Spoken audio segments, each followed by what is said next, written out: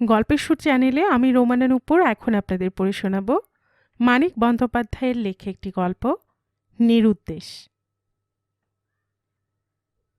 মঞ্জু বাপের বাড়ি যায় না প্রায় ৩ বছর। অপমানে অভিমানে যায় না। বছর তিনেক আগে ৩টি ছেলে মেয়ে নিয়ে মাসখানেক বাপের বাড়ি থাকতে গিয়েছিল। তার বাবা যোগেশ তাদের জন্য কিছু খরচ চেয়েছিল জামাই বিনয়ের কাছে। বড় আহত আর অপমানিত বোধ করেছিল মঞ্জু। দিনকাল বড়ই খারাপ, কিন্তু অবস্থা তো নেহাত খারাপ নয় তার বাপের। যোগেশ নিজে মোটা বেতনে চাকরি করে। মঞ্জুর বড় ভাই অনিলও ভালো চাকরি পেয়েছে। আগের মতো না হলেও মোটামুটি সুখে স্বাচ্ছন্দ্যে তাদের দিন কাটে। মেয়ে বছরে 1টা কি 1.5টা মাস থাকতে এলে তার খরচা দেওয়া। মুখে কিছুই বলেনি মঞ্জু, ঝগড়াঝাঁটি করেনি। করলে বোধহয় তার অপমান অভিমানের জেরটা 3 বছর গড়াতো না। বিনয়কে সে বলেছিল, তুমি কাল পরশুই ফিরে যাও, গিয়ে 100টা টাকা বাবাকে পাঠিয়ে দিও। 10 পরে এসে আমাদের নিয়ে যাবে। লিখবে তোমার অসুবিধা হচ্ছে। মোটে 10 থাকবে? তাহলে টাকা পাঠাবো কেন? ছি, এত ছোট করো না মন। বাবাকে না 100টা টাকা এমনিই দিলে, এত হিসাব কেন? আর তো দিতে হবে না কোনো দিন। এই জীবনে আমি আর বাপের বাড়ি আসবো না।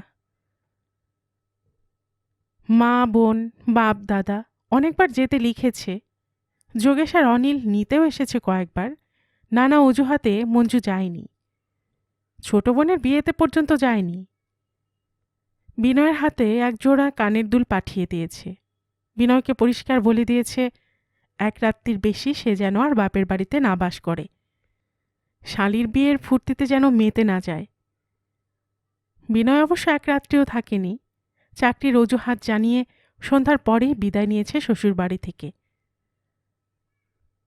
মাঝে মাঝে আজকাল মনটা কেমন করে ওঠে মঞ্জুর।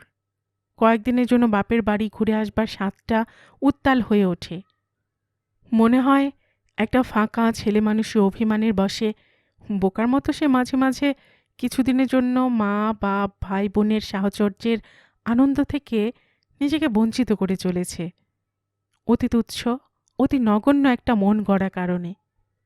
সে ঝগড়া করেনি, খোলাখুলিভাবে এতটুকু তিক্ততা সৃষ্টি করেনি।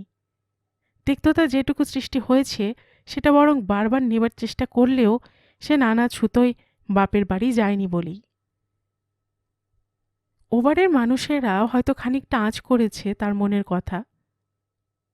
সেবার 1 মাস 1.5 মাস থাকতে গিয়ে বিনয়ের কাছে খরচ চাওয়ার পর মোটে 10 ম্লান গম্ভীর মুখে কাটিয়ে ফিরে যাওয়ার পর 3 বছর একদিনের জন্য বাপের বাড়ি পা না দেবার কারণ কতকটা নিশ্চয় আন্দাজ করেছে। কিন্তু ওটাই যে তার আসল কারণ, তার মন যে বিগড়ে গেছে ওই একটি কারণে, সেটা থেকে গেছে তারই মনের গহনে। ওরা কল্পনাও করতে পারেনি। বিয়ের পর 6-7 বছর যখন খুশি বাপের বাড়ি গেছে, যতদিন খুশি থেকেছে। খরচ দেবার কথা কেউ বলেনি। এই আগুন লাগা চড়া বাজারে 3টি ছেলে মেয়ে নিয়ে সে 1 মাসের বেশি আরাম করতে গিয়ে থাকলে তার বাবা যদি ভাষা ভাষা ভাবে তাদের জন্য কিছু খরচ চেয়েই থাকে তার স্বামীর কাছে, তাতে তো তার কোনোই অপমান ছিল না। সে আজ অনায়াসে কয়েকদিন বাপের বাড়ি ঘুরে আসতে পারে, সকলে খুশি হবে। কিন্তু কি করে যায় মঞ্জু? সেরকম আগ্রহের সঙ্গে বাপ ভাই তো তাকে যেতে বলে না।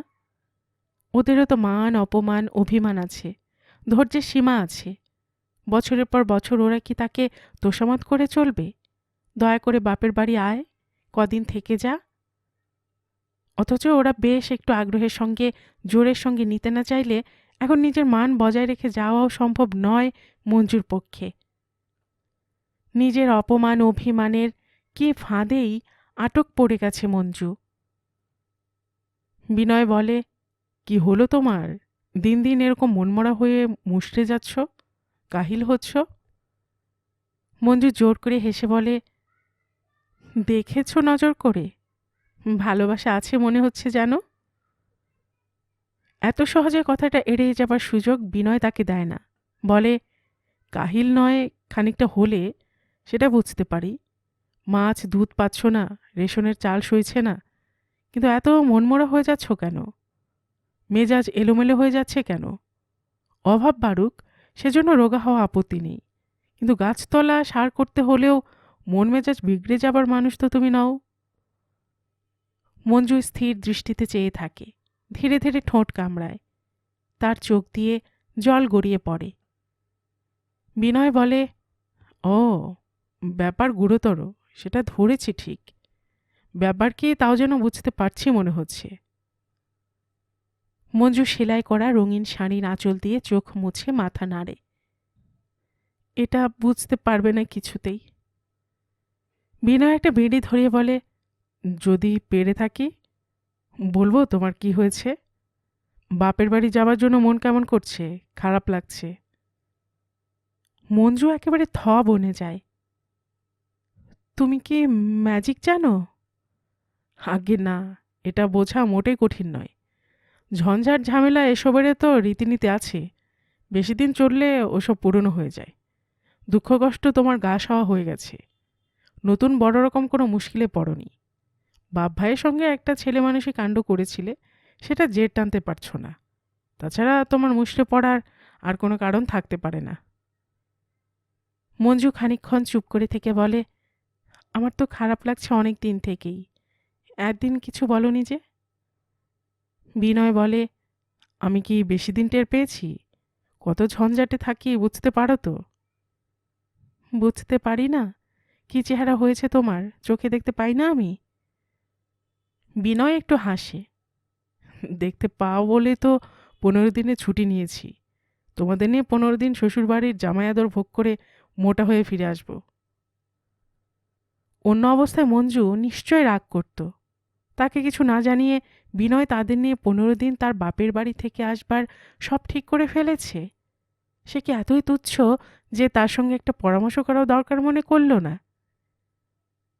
কিন্তু বিনয়ের ওই একটি কথা তাকে দমিয়ে দেয়। 15 দিন বিনয় তার বাপের বাড়িতে জামাই আদর ভোগ করবে, বিশ্রাম করবে।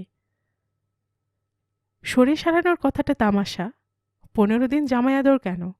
লাট সাহেবই আদর ভোগ করলেও শরীর তার আগের মতো জোরালো হবে না। সেজন্য কয়েক মাসের তোড়জোড় চাই। তবে বিশ্রাম পাবে। ছুটিটা এখানে কাটালে তার শুধু আপিসের কাজ থেকে বিশ্রাম, অন্য সমস্ত ঝঞ্ঝাট বজায় থাকবে। শ্বশুরবাড়ি গিয়ে 15টা দিন হাত পা গুটিয়ে শুয়ে বসে কাটাতে পারবে। মঞ্জু তাই শুধু বলে, এভাবে যেতে যাওয়া কি ঠিক হবে?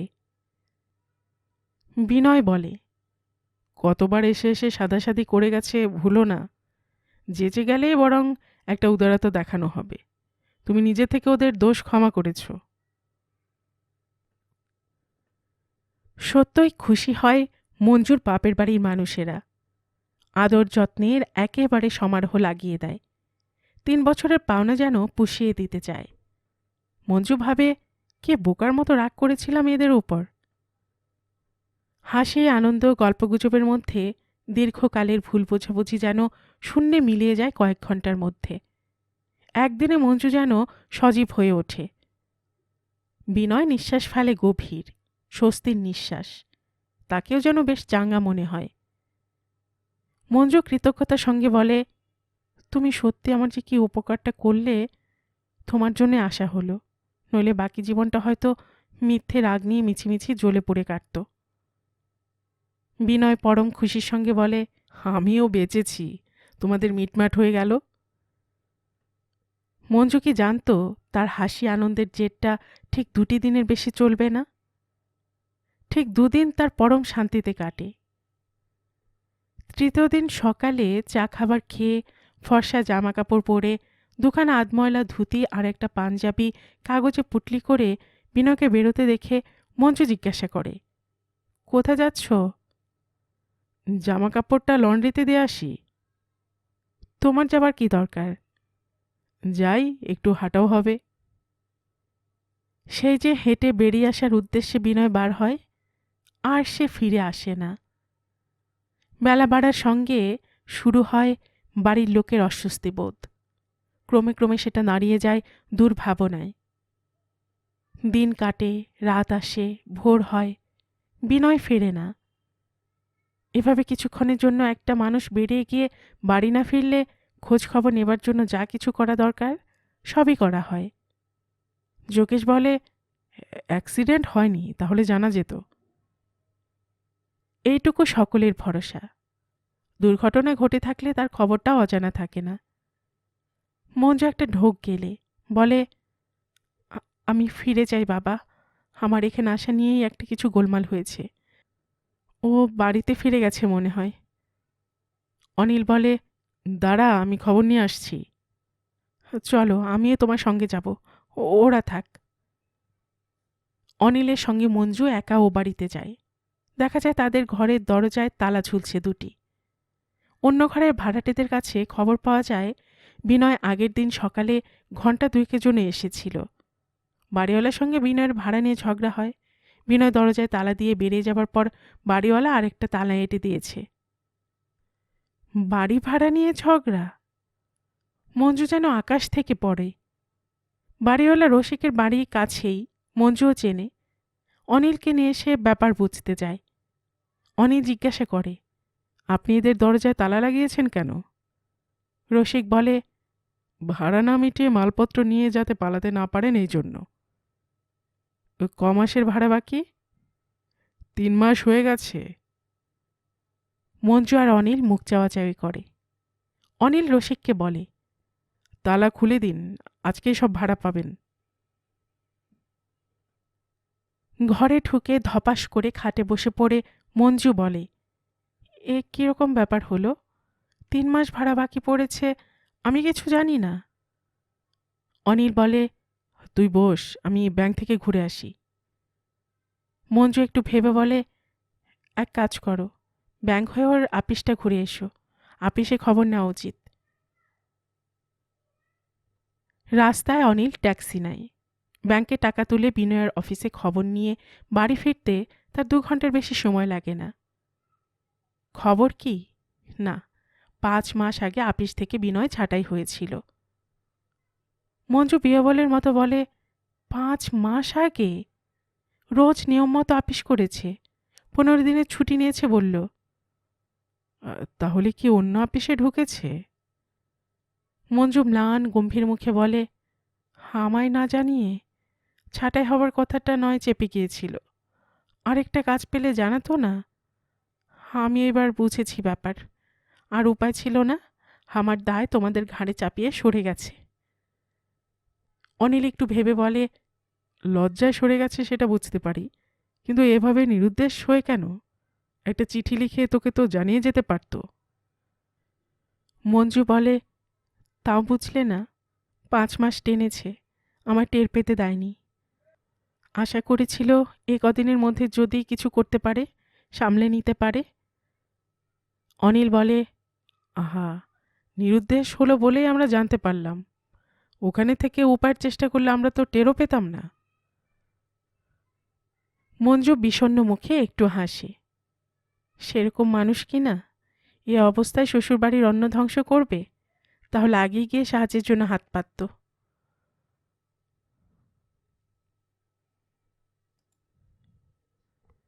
গল্পের সুর চ্যানেলে এতক্ষণ আপনারা শুনছিলেন মানিক বন্দ্যোপাধ্যায়ের লেখা একটি গল্প, নিরুদ্দেশ। আর এতক্ষণ গল্প পাঠে আমি আপনাদের সাথে ছিলাম রোমানা নূপুর।